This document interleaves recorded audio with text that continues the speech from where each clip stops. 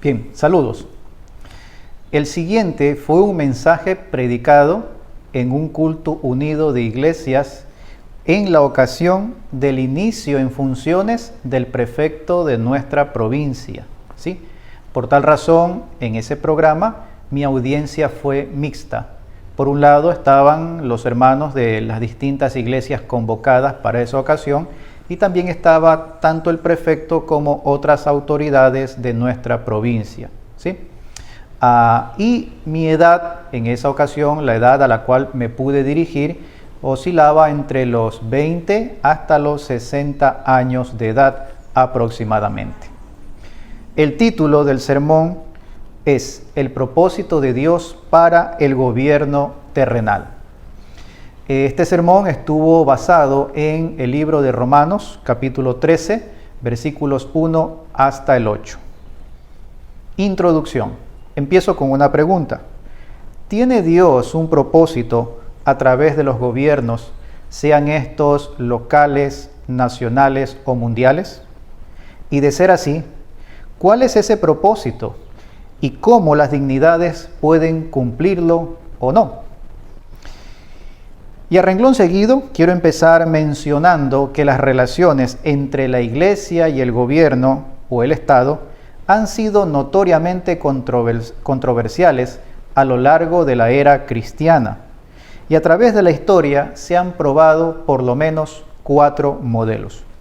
El primero, llamado el erastianismo, ideado o pensado por Tomás Erastus, un teólogo suizo-alemán del siglo XVI. Y este es el modelo en el cual el Estado controla a la Iglesia. El segundo modelo es la teocracia, y es el modelo según el cual es la Iglesia ahora la que controla al Estado. Hay un tercer modelo llamado el constantinismo, y toma su nombre de aquel célebre emperador romano. Y es la combinación mediante la cual el Estado favorece a la Iglesia y la Iglesia se acomoda al Estado con el fin de mantener su favor.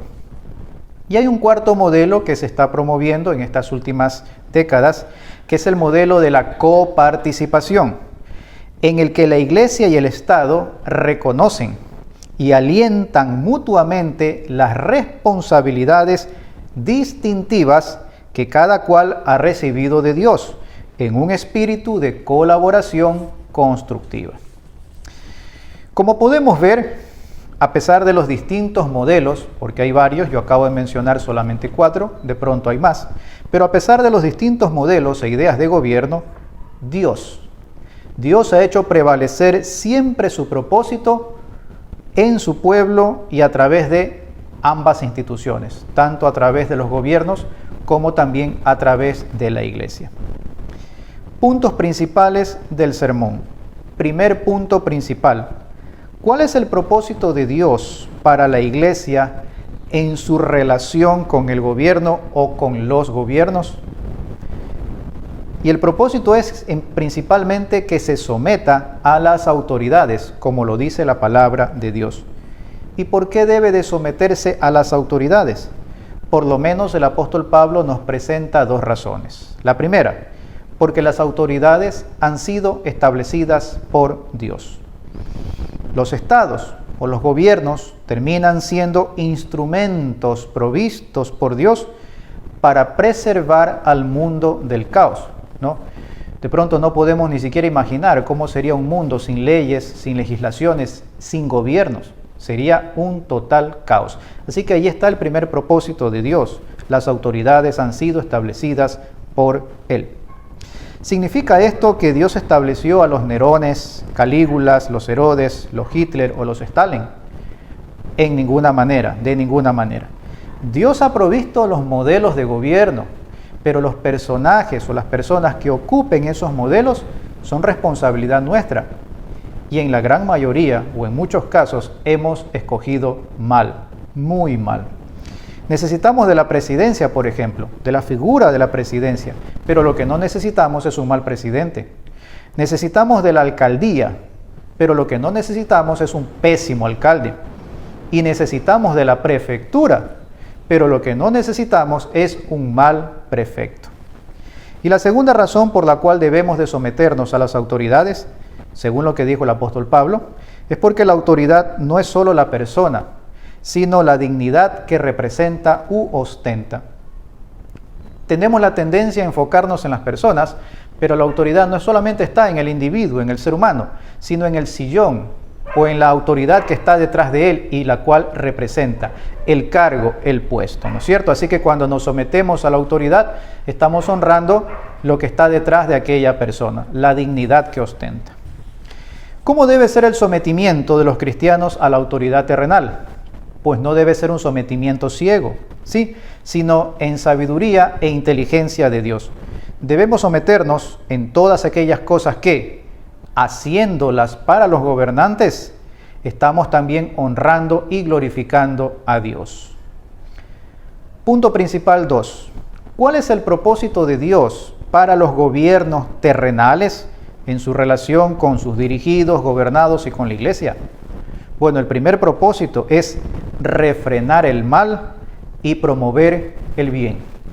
Este es un propósito que está muy lejos de ser alcanzado por nuestros gobiernos y es una pena reconocerlo, pero cada día hay más casos de corrupción donde más bien es como que si se alentara el mal y se prohibiera, se refrenara el bien, ¿no?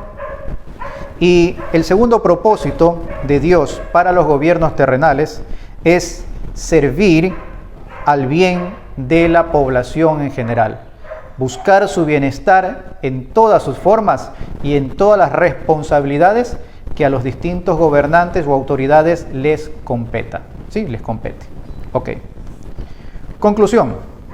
Estimadas autoridades, ustedes han llegado a esta dignidad no solo por el voto popular, sino principalmente porque hay un propósito de Dios a través de ustedes. Hay un propósito de Dios a través de ustedes, autoridades que están aquí en esta oportunidad. Quiero traer a la memoria el propósito de Dios a través de un presidente nuestro, nacido en nuestra provincia, en la provincia que usted representa, y tal vez el mejor presidente que ha tenido nuestra nación. Y me refiero a don Eloy Alfaro Delgado. Entre sus grandes obras, que son muchas, construyó el primer ferrocarril en el Ecuador, entre otras grandes obras, pero entre sus obras está haber convertido o haber hecho del Ecuador un estado laico y también haber traído la apertura o la libertad de cultos a nuestra nación, ¿sí? Y por esa sola decisión, por la decisión de permitir la libertad de culto en nuestro país, es que podemos estar juntos nosotros acá en esta oportunidad. Sin esa decisión de ese gobernante, sin ese propósito de Dios detrás de él, no pudiéramos estar en esta noche reunidos acá, ¿sí? Esa fue la bendición de Alfaro para esta provincia y país. Esa fue la bendición. La pregunta ahora es, para ustedes, ¿cuál es la nueva bendición que ustedes, en la dignidad que ostentan y dentro del propósito de Dios, traerán para nuestra provincia? ¿Cuál es esa nueva bendición? Espero no olviden esta pregunta y espero también con ansias la puedan responder, no con palabras, sino con su gestión, con sus actos, con sus hechos. Dios les bendiga. Muchas gracias.